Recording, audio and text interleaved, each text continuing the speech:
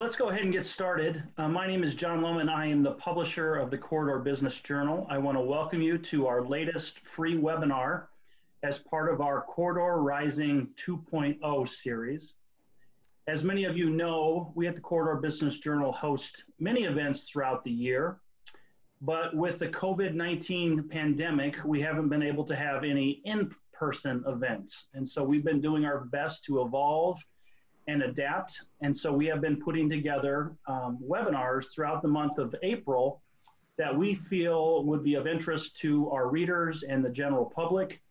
And we're very fortunate to have another great one today. Today's event webinar is specifically on creative financing for distressed companies. And we have probably some of the most knowledgeable experts on our panel today that are going to be sharing their expertise. Really, their collective experience spans many industries and types of financial transactions, including mergers and acquisitions, leveraged buyouts, equity offerings, securitization, and project financing, and many others. We have two CPAs and we have two former bankers with the three of them. And I did want to make just a quick mention before we dive into some of the questions. I really believe that our banking institutions here in the state and the corridor have really done an amazing job over the last several weeks and months to help small businesses deal with the COVID-19 pandemic. But sometimes, unfortunately, banks aren't able to help at some point with some companies. And so that's really the topic we will be diving into today with these three experts. We've got Stephen Michalicek, who's the founder of Greentree Partners. He's got over 35 years of experience. And prior to forming Greentree Partners, Stephen served as the senior vice president with GE Capital Corporation, where he was responsible for debt and equity investments. And he was also vice president with the First National Bank of Chicago. Greentree Partners, and maybe Stephen will talk a little bit about that, is a merchant bank, and it was founded by him in 1996. And Greentree Partners provides turnaround management, growth management, and mergers and acquisition services, as well as direct investment in high-tech, high-growth companies. Stephen's also been and helped co-found several businesses, including LimoLink, which a lot of people, I think, in the corridor know. And then we've got Jeff Quint, who's a good friend of mine. Jeff is a native Eastern Iowa as well, and he's been involved with a number of corridor-based startup companies over the years, generally filling the role of CFO. Jeff has raised equity in a number of different forms and has tapped numerous alternative financing sources. And he is best known, I believe, as the founder and CEO of Cedar Distillery in Swisher, who was also very involved with Liveware 5 and then Volta, and was also in public accounting as well. And then last but not least, we've got Jim Smith, who is the Chief Financial Officer with NRG Media. Jim joined NRG Media in 2007. Prior to NRG Media, Jim serves as the Chief Financial Officer for both public and privately held companies in the distribution and manufacturing sectors. In addition, Jim was the Vice President of Finance for a publicly traded outsourced customer service acquisition organization. And Jim also served as a commercial loan officer in the Cedar Rapids and Chicago markets. And I did ask his boss, Mary Quass, if she would be willing to participate in this, and she said we should really have Jim on the panel. And so that's some high praise from Mary Quass, one of my mentors. And so we're fortunate to have those three gentlemen with us today. We will be taking questions from the audience, and so you can ask those questions in the question section of Zoom, or you can put it in the chat section. We'll do our best to get those questions to our speakers. And I believe we are also live on Facebook, and so welcome to all our Facebook live friends as well. So let's dive right into it. I'm going to direct the first question to Stephen. And let's talk, help us define what a distressed company is. And then how do you differentiate a company that is distressed during this crisis versus one that is normally functioning during a normally functioning economy? So is there a difference? I think we'll start with Stephen and then we'll go around the horn. So Stephen, help us understand this a little bit better. All right. The word distressed is right off the bat is a pretty harsh word. Webster would say it's a state of danger or it's desperate need. And when you have a word that's that harsh, it always begs for something else. And that something else is, let me diagnose it, and then what's my cure? It's no different than what we're going through with COVID right now. And the turnaround management associates, really have a process that they go through for looking at distressed companies. And the very first step is understand your runway. How much bleeding is there that's happening with the company? And then how much do you have in reserves? Because that tells you really how much time do you have. The second step is diagnose it. And there's really 4 areas that you look at. You look at the revenues, you look at the expenses, you look at the operations, and you look at your debt level. A lot of people historically have started off looking at the expense level. And I think that's the backwards way of looking at it. I think you look at your revenues, what's working, and how do I play off of that, and what's not working. And then you look at your expenses, because with your expenses, you know what revenue stream to feed within that business. Finally, you're going to look at your operational changes that you may need to make associated with that cure. Some of the key questions are, is it a short-term problem? Is it a long-term problem? Operational changes tend to be medium to long-term. Revenue changes, they can go very quickly. It all depends on, do I have a bottleneck in distribution? What is causing it? In this case, we've got, COVID that's taken away a lot of people's end markets. But the question is it going to change your business and the way you have to do business in the future? Is it going to modify it somewhat? Instead of it being a negative, what it really is a positive. It's a new challenge. It's a new way of beginning to look at things. So COVID, I think for most people, it's a short-term issue. And how do you bridge through that is sort of the real key right now. Thank you. Jeff, I'm going to go to you next. Same question. When you think about a distressed company, how do you define a distressed company? And then, how do you differentiate that company during the COVID crisis versus a normally operating economy? Yeah. So I would say, to keep it in real simple terms, a company that's has its normal banking structure in place. It's got its normal equipment, real estate loans. It's got its normal line of credit in place, and is, maxed out on those, and maybe still unable to pay its payables without them going past due. To me, that would be a distressed company right now. The difference, between that, as you'd normally define it, and that right now is that right now you don't feel like you're under complete control on how you work your way out of this situation, right? We've got a situation where we've been told to stop. A lot of us have been told to stop business, and so certainly we have. You don't feel like you're entirely under control right now. So I think in some of your later questions, we'll get into a little bit more detail about some of the things we can do, but that would be my definition. Normal banking in place and still not able to pay all your obligations when they're due. Jim, anything to add there? Yeah, I think 2 things. To touch on Steve's diagnostic part, I think one of the biggest things is understanding the whys and where you're at, right? If the business was fundamentally sound before this, is your distress event related, or were there cracks perhaps in the foundation before the crisis started?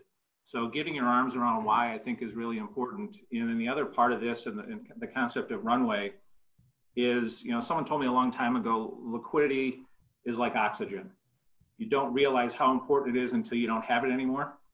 And I think one of the things that, in the idea of trying to stop the bleeding and understand how long do you have, is that's going to be one of the most critical things companies need to do as they take a look at this, especially in an event-driven environment.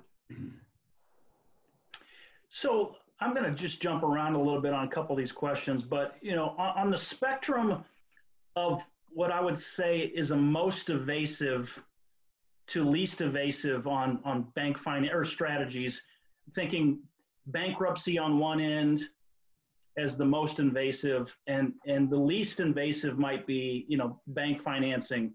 So can we just kind of walk through a few of those different levels in the middle of that and help us understand what are some of the options there? I guess I'm going to go back to you, Stephen. Can you help us kind of understand the spectrum generally? Yeah. Let me start off first by saying bankruptcy isn't necessarily bad. Bankruptcy was really set up to protect companies and provide a process of dealing and giving a company a chance to refinance or reorganize its company and stretch out some of those payables over a time period that allows them to get that done. So bankruptcy is, the word's harsh. the sentiment in the marketplace is that, it's a failure. It's not. It's purposely set up to help businesses. Your bank financing is what you rely on. I mean, there's the 5 C's of credit, and they're there for a good reason. And then one of the foremost is, in fact, I'll call it 6 C's of credit. One is the one that's left out is communication. Always communicate with your creditors so that they understand where you're at. They can't help you if they don't understand. And if something becomes a surprise, that's a big issue. So working with your bank, it would be your first step. Banks are, for the most part, really out to help you. And one of your first steps is going to be looking at one of the C's, which has to do with the conditions of your lending. If the bank sees that as a short-term issue, many of them will look hard at going to interest only and really providing a period of time where you're not having to pay principal payments on things. Other ways of doing it, and these are the ways of solving it yourself, is there more collateral I can put into the business? Have I collateralized all of my assets?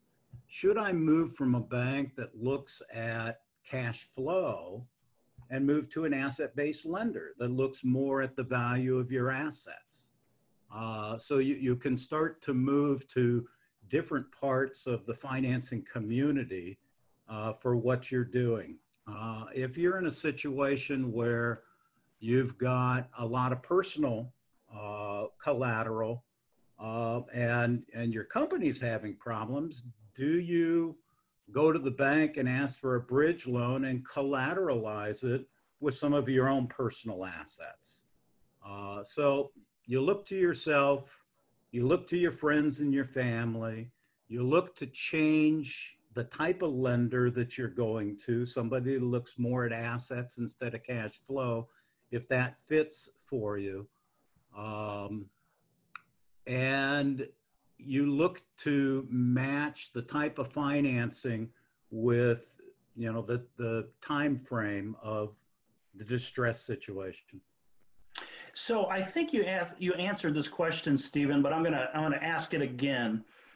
If a business is in financial distress and works with a bank that is unwilling to provide additional support, how likely is another bank willing to help? So I think you You touched on that a little bit. It becomes an issue. I mean, it's you know, I was with one bank, and you've got to tell the story, really, of why you're looking to another bank. But banks, it's not always the company's problem. Banks have concentrations in certain industries, and they go, I just don't want to do anymore. And that's especially true with, think of oil and gas today. Think of the real estate market, where they just go, I can't put any more capital into this. So that's part of it. But on the other side, it's really looking at if the bank is focused more on cash flow, but you're collateral rich, it's finding that type of bank, that type of institution, asset-based lender, that thinks that that's important. There's a lot of other ways to, sort of solve the problem. And, equity investments would be one. I think you got to be very careful associated with that. In this marketplace, looking at a merger of yourself with another company where you can strip out expenses is another creative way of looking at it. So Jeff, the same question to you, from your experience with the various banks in the corridor, if you can't get support from one bank, how likely are you able to get it from another bank? I think you'd want to go to a number of bankers personally. When I started Cedar Ridge, I didn't intend to go to multiple banks until the first bank turned me down, and then the second bank turned me down. And before long, I realized that I was bank shopping. And I had 5 different banks that turned me down. And the sixth one, we made a deal. Now, why did we make a deal? I would say it's because the sixth banker had some ideas that the first 5 didn't. And, Steve, you've been through this.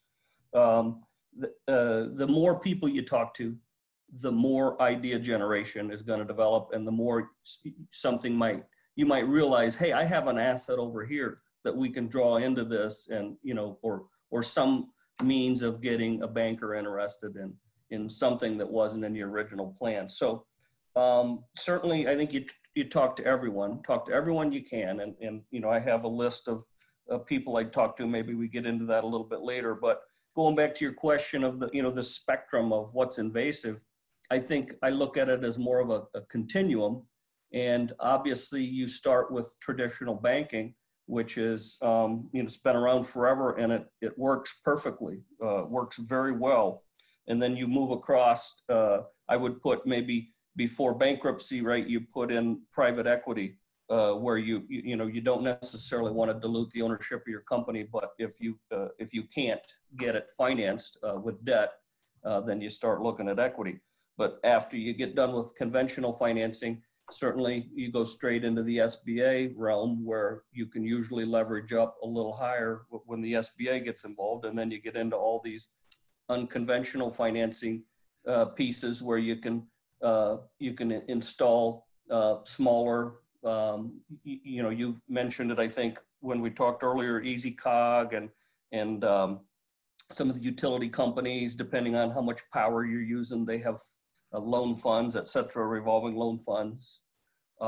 You work through that. There's convertible debt. If as kind of a last step before you get to equity, certainly any co-signers, friends and family, I would not rule that out. I think that's the last step you work through before you go to outside equity. Jim, let's go to you on those. Any thoughts on any of those questions? Yeah, I would say the timing is really key, right? Because I would agree with Jeff, it is a continuum. So, the sooner the better, and the ability to over-communicate what's going on, I think is also really critical. As Steve said, you don't want to surprise the banker. So to the extent that you're out ahead of, you don't want to drop a problem in their lap to where it's too late and all of a sudden now we're at that last stage and and there really isn't that many options left. I think if you can, as challenging as it might be, get that conversation started, and yes, talk to multiple people, and I would even offer, depending on what the nature of the need is, right? There's opportunities to even work supply chains and work people from a terms point of view. I was a CFO for a bankrupt company, actually, so we had to pull out of bankruptcy. And one of the things that saved it was we went to our supplier base and said, you continue to ship to us, we'll pay you in 5 days. The industry at that time was a 45-day turn, right? So it was good for everybody to keep that supply chain moving. And while it wasn't conventional bank financing by any means, it helped work the cash conversion cycle, right? We were able to still sell product, we were able to still generate revenue, and eventually that turns into cash. So, you know, I think there's things inside the company also that you're currently doing that could also provide you some opportunities to provide capital that aren't conventional in terms of bank debt. Jim, I think you bring up a good point. Your vendors oftentimes are out to help you too. So getting extended terms is one way to generate more runway. Your customers, especially if you're an important source for them, will often, and John Deere does this a lot, they go to a faster pay, you know, during those down cycles with some of their vendors. So both your vendors and your customers become critical parts of the business decision too. So I'm hearing, you know, talk to your vendors, some of your good clients, you know, talk to some more banks.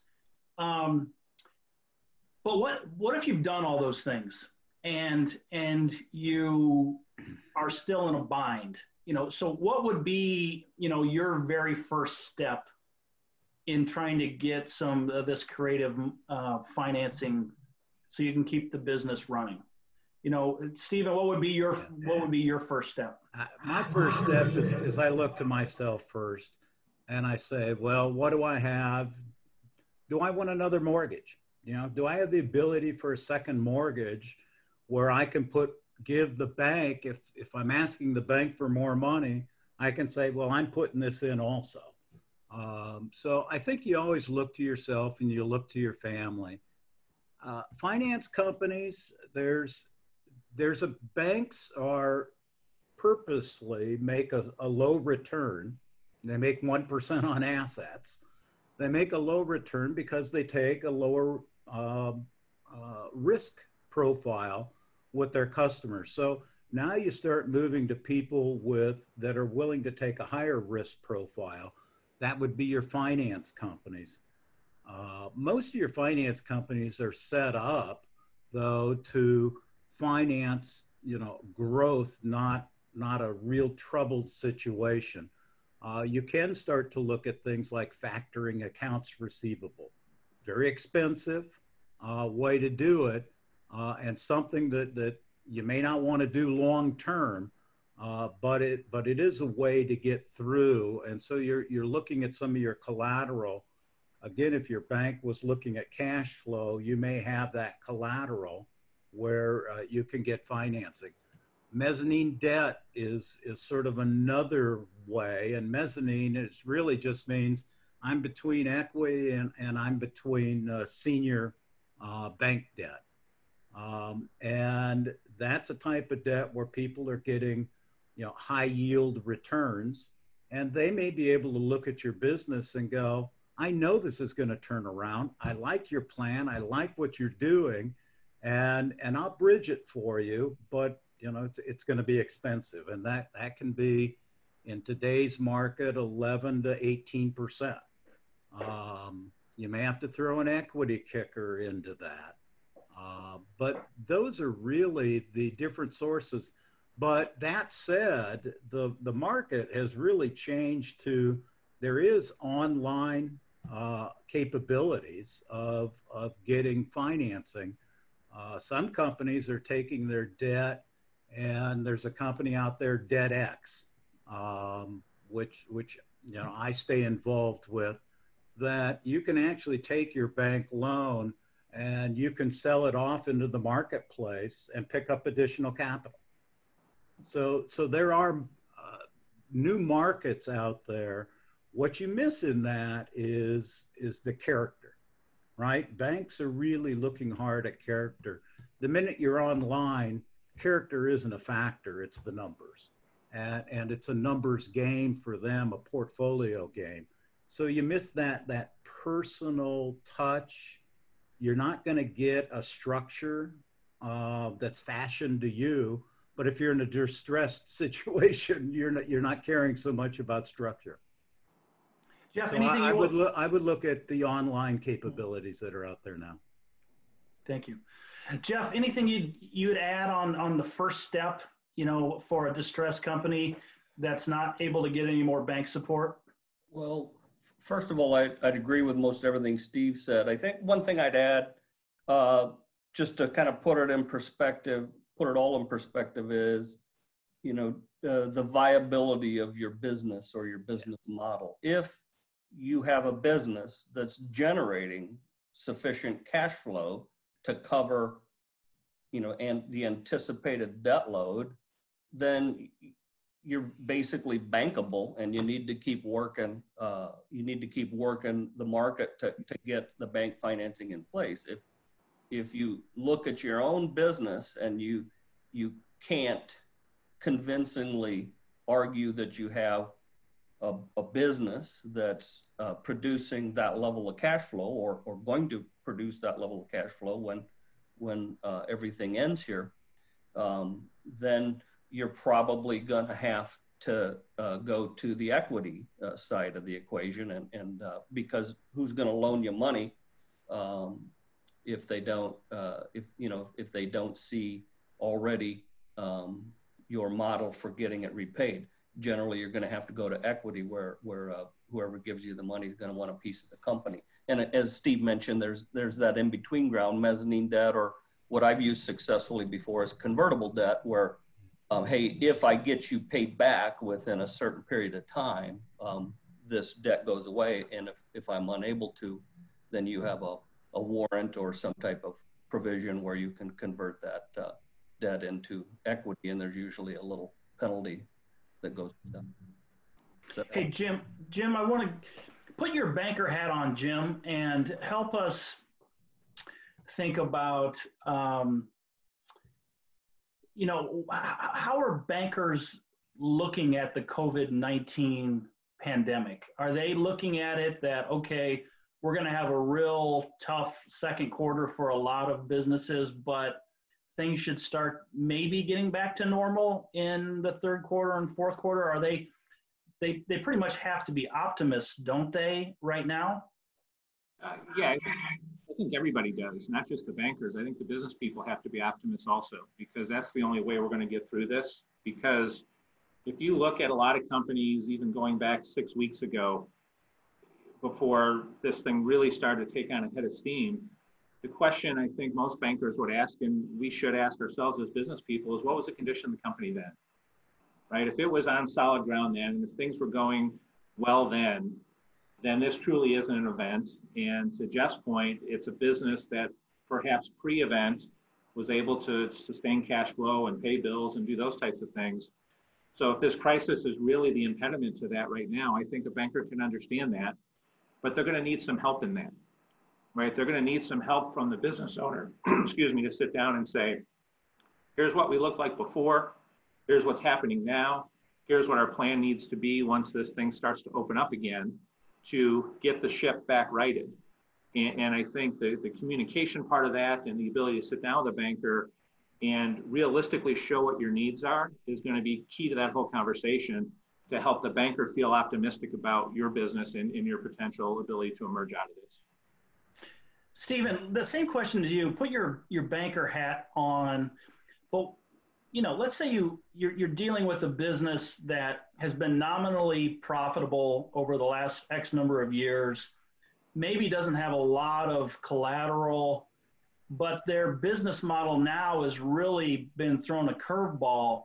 Let's say it's a restaurant or it's a bar, and they're not sure when they're going to be able to open up again, or maybe you're an event venue and people aren't going to want to necessarily maybe have big events any longer. I mean, how do you look at those business models when we just don't know if they're going to come back to a certain degree? That's a tough one. I mean, you've set up a set of hypotheticals that said it was a tough business to begin with. And that's really begging for, how do I bridge through to the market opening? But what else do I need to do differently with my company? And that sits back with the owner, where the owner's got to say, you know, did I have the right revenue stream? Did I have the right way to bring in the customers and the market? If you believe that, and you're doing the right things, the banks are going to find a way to work with you. And that's one of the benefits of banking locally, right? They care about it. I mean, there's public relations associated with what you do and what you don't do with your customers. So they'll do everything they can to work with you. But if it's broken before, all that does is accelerate the issue. And part of the key is the owner's got to face up to what is broken and how do I go fix it. Unfortunately, they're caught in a short period of time to make those decisions. The runway's not very long. That's where you got to look at equity. You don't have much of a choice at that point in time, and that equity participant's going to look hard at, well, what is our upside? You know, where can this go? A normal equity investor likes to earn sort of treasury rates plus 7 to 9%. So that takes you to a 10% return in today's market. And you got to be able to show that type of growth and opportunity. Finding an equity participant that, you know, understands your business, can add value. Maybe there's customers that they can bring in that you otherwise couldn't.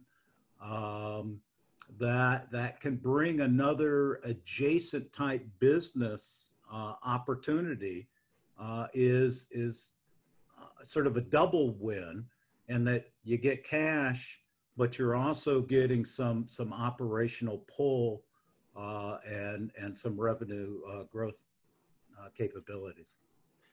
Let's keep going into this discussion about bringing on an investor. Jeff, let's go to you next on this.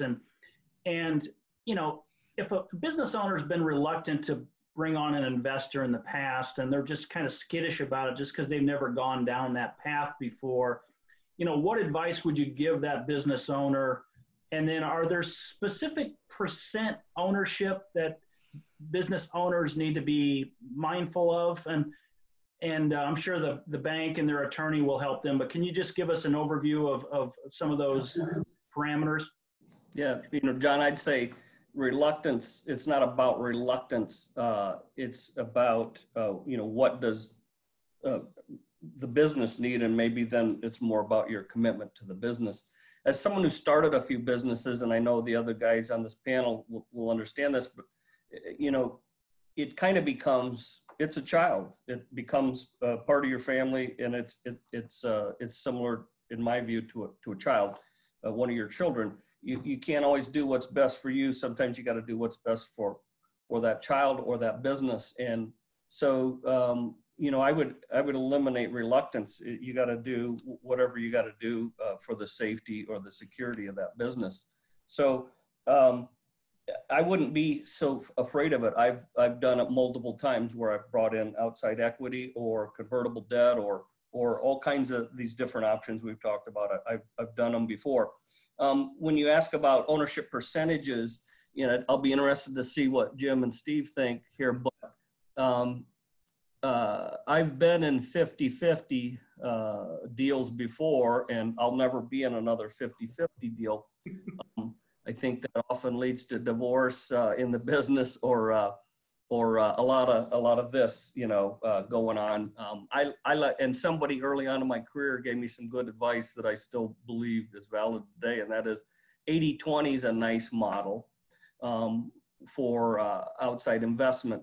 You're either, a 20% owner, so you're a minority owner and you get to know how to be a minority owner. Steve's done this many times, I believe, where you take a small stake in a company and you know legally how to protect your stake and make sure that the documentation's there to protect yourself as an investor. But then as an owner, as an 80% owner, you're still clearly in charge. You're still the majority owner and the majority, the top decision maker. So I like more like an 80-20 model versus when you get to more like a 50-50, if that makes sense.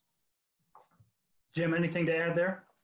Yeah, I'd add a couple things. The reluctance part, to me, one of the biggest questions is, okay, why? In entrepreneurial people and highly entrepreneurial people, part of that is the reluctance to even give up control, right? So there's a perception that I bring somebody in, am I giving up control? And to Jeff's point, it doesn't have to work that way. Somebody has to be in charge, right? So the 50-50 thing, I wouldn't do that either. But I think the mix of ownership really lends itself to, it's got to be good for you. And then by good for you, I also agree with Jeff's comments on, you have to do what's best for the business, because you also have a bunch of employees that count on you to make that decision, right? So, they come to work every day and they do the jobs that they're being paid to do. So it's really important that you look at it through that lens and do what's right for the business. But the part of that, I think also in terms of even the ability to attract somebody, is it's got to be meaningful for the investor. So, if not that you want to give up more than you need to, but it also has to be worthwhile for somebody to be enticed to put some money in. And then it can basically be along the lines of what Steve talked about, is what else are they bringing to you in return? If they're bringing you something of value in return, that could be worth a little bit more, and you might be willing to give up a little bit more. So there's a question from the audience, Steve, that I'm going to start with you on. It says, during this pandemic, it seems like a lot of investors are holding off from making new investments and focusing on supporting their current investments.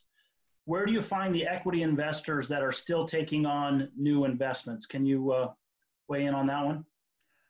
I think that's a fair assessment of what's happening in the market. I mean, the supply-demand curve is real. And when the markets go down, there's a lot of people that pull back. Angel investors may be pulling back because their public stock investments have gone down, and they're sort of, trying to keep that liquidity also. But there's a unique set of investors that are out there that are distressed investors. They really look for distressed companies where they can provide value to turn it around. And I think an owner's got to look hard at trying to find those people. They're difficult to find. It's a unique person that jumps into distressed situations because it takes so much time. It's not really necessarily a passive investment. It's an active investment. They're difficult to find, and Is there anybody? One thing, John? Yeah, please. What's Steve mentioned about equity, I would say is true, that maybe a lot of it's sitting on the sidelines right now. But just for those that are from the corridor area here that are listening in, I know the Internet Startup Accelerator Fund, Eric Engelman's managing, just closed, maybe a month ago or a few weeks ago, and they're going to be very active in this market, and it's one of the larger funds that's developed here lately. So I know there is a situation for those that are looking for that kind of money that fit those requirements. There's a situation right now where they clearly need to be active because they've got a lot of money, none of which is currently invested. Anything to add on that, Jim? Well, I think the challenge is, how do you value, right? In a distressed time, when again, is it a blip in the radar screen, or is it something again that speaks to the operations of the business? On the buy and sell side, it could be kind of tough to sit down and say, okay, what's it worth? And so, Jim, I want to stay with you.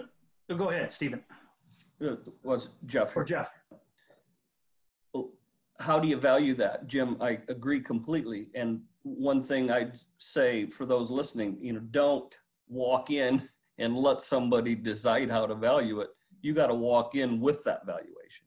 You got to walk in and you got to say, we're dead in the water for 15 or 30 more days here. And then we're assuming a ramp up like X here, and away we go. I mean, you have to put a little bit of salesmanship into that process, because you got to sell your plan, right? Yep. Hey, Jim, I want to come back to you. I'd like to just spend another minute or two on bankruptcy, and just, you said you took one of your businesses out of bankruptcy. Can you just kind of dispel some of the myths around bankruptcy for small businesses? I know Stephen mentioned that a little bit earlier. Maybe we'll go to Stephen next. But Jim, can you just help us understand bankruptcy for a small business owner that maybe hasn't gone through that before?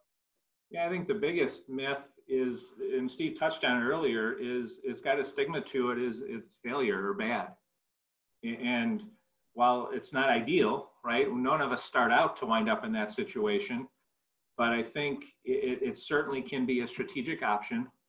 And if it's done correctly, this happened to be a publicly traded company, so there was a lot more involved to it in terms of expense and some of those types of things that get in the way. But if it's done correctly, it makes the business stronger when it emerges, because you have an opportunity now to have a better, more robust and solidified balance sheet. You have an opportunity to take a look at the business and the business processes in terms of how it operates.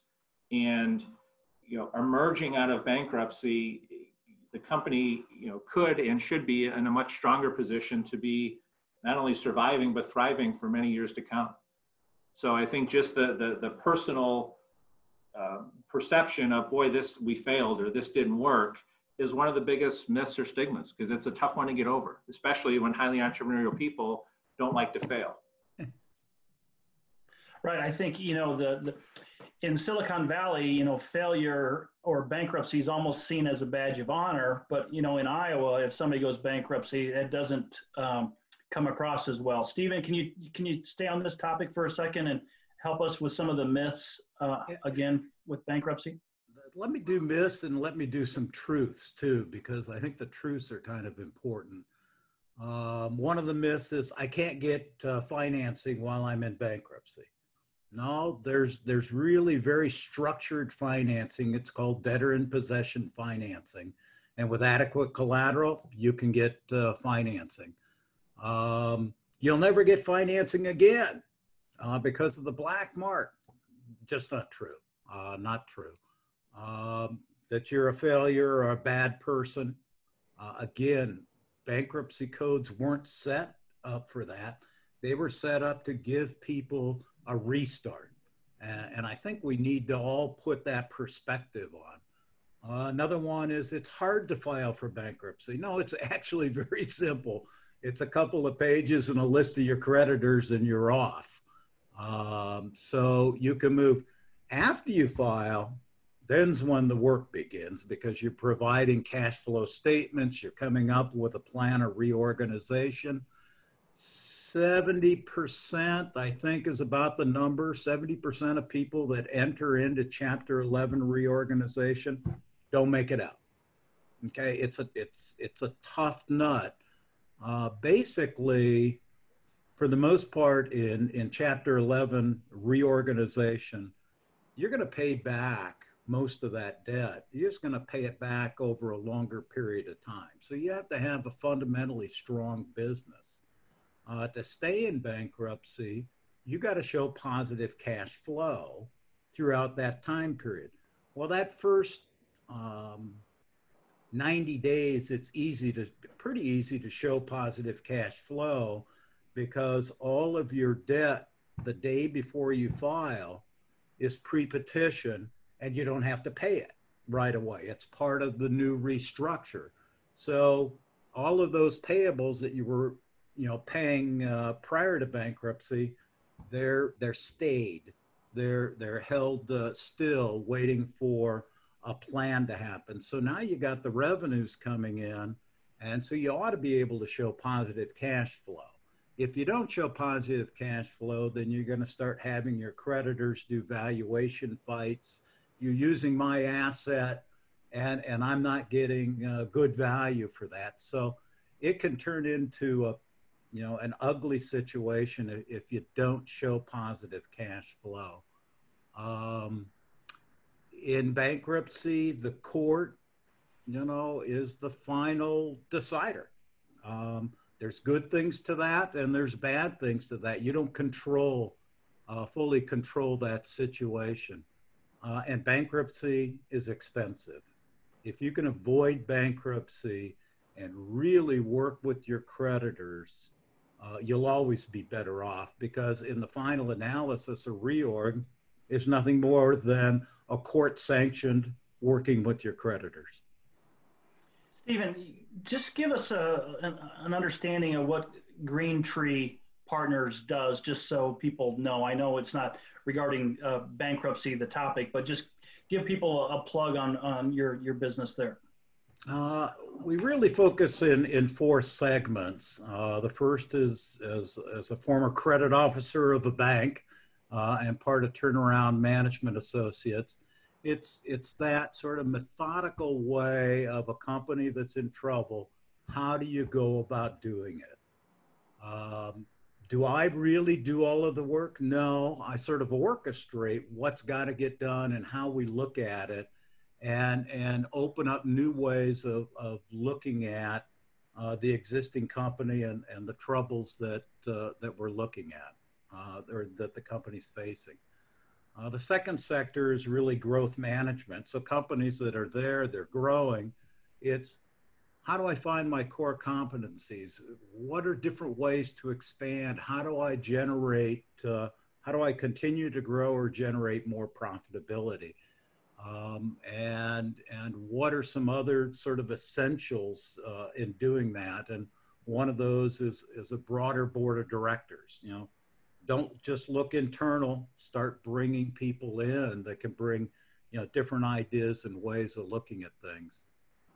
The other segment is mergers and acquisitions. And for the most part, it's helping companies that are selling themselves to sell it the right way. And the right way where you get your best value is you're not just selling the history, you're selling the vision. And the best time to sell a company is you start 2 years before you sell it. And you're really trying to figure out what's the vision, what's the goal, what's the markets, and be able to explain that and create that, mystique around your company and what you're doing that's different. And then finally, we'll do minority investments in sort of high growth companies or high tech companies. Okay, thanks, Stephen. Jeff, you talked a little bit about some financing options from like the state or ECOG or some of these other entities. Can you just touch on those a little bit, and what else are we missing from this discussion that you'd like to bring into the mix? Yeah, thanks, John. Yes, so I mentioned earlier, don't talk to one bank, talk to multiple banks, because you're trying to talk to multiple people, multiple bankers. Here in the corridor, if you're not engaged with people like Kurt Nelson and his team at the Entrepreneurial Development Center, or Scott Swenson at the SBDC, or Cedar Rapids the Economic Authority here, Ron Corbett, who used to be with the city, and Jasmine at the city of Cedar Rapids, very, very, very helpful. Iowa Economic Development Authority, I don't think I've ever grown a business with any kind of financing needs without keeping them in the loop, because they might not have a solution for you themselves, but they will know where you can help find a solution. It's their job to develop businesses in the area. I mentioned Eric at Internet Startup Accelerator. EasyCog, I think you mentioned that earlier, East Central Iowa Council of Governments. I've tapped their loan program multiple times. What I like about it is you get tapped at the bank with, some percentage of your fixed assets and some percentage of your working capital that they'll loan you. You can go a little farther with East Central Iowa Council of Governments. Utility funds, if you're using power, most of the power companies have revolving loan funds that will loan you money because they want to see you keep using that power. So, those are a few that of the people I think that you'd want to be talking to as you need more money. And of course, these days with the EIDL program and the payroll protection plan program, if you haven't tapped those, I would say hurry. Right. Good, thank you. Jim, I'm going to give you the last word. What are we missing here? What's some final thoughts that you've got for our listeners today? Thanks, John. What I would just say, and we kind of started the conversation this way, is communication's the key. When things are going not the way you want them to, it's easy to just kind of pull that back. But the banks are there to help you, to Steve's point earlier, and they're your partner. And to the extent that you can keep them informed of what's going on and what your plans are, I think, especially now, that's really critical. And I think the local effect of that is really important, because, we see those people in the grocery stores, we see them at church. There was a relationship there that, yes, there's other alternatives out there on the internet and some of those types of things, but the folks here in this community are the ones that want to see the community be vibrant. And they're the folks that we need to work with to help us when times are tough. Good. Good. Well, that's a good way to finish it up here. Jim, thank you so much for participating. Jeff, thank you. And Stephen, thanks for your expertise as well. I did have a couple final comments before we log off here. I want to mention a few things on our upcoming CBJ events. Applications for our fastest growing companies event has been moved. That event has been moved to August, and the application deadline has been extended to May 15th. Our normally scheduled Innovation Watch event remains set for May 12th. This event, however, will be a virtual event, and it explores some of the latest technology in the corridor and across the state. And we also have a sub-theme of how innovation in Iowa is helping combat the COVID-19 crisis. So you're going to want to put that on your calendar. Our 90 Ideas in 90 Minutes event is set for May 28th. But again, that event will be a virtual Zoom event.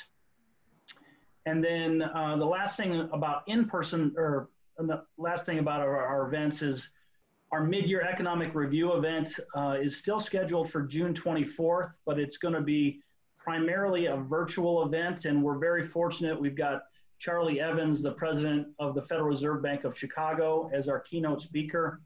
And then Jack Evans will be moderating a panel discussion of business and industry leaders. And so that's obviously one of our bigger events of the year. So you might want to put that on your calendar. And then upcoming webinars, we have a webinar just on Thursday of this week on all things unemployment post PPP. And so we have 3 experts, 2 attorneys and an HR expert that are going to share their wisdom on unemployment, furloughs, and other labor cost-cutting strategies, and making sure that people are adhering to the law with regards to those things.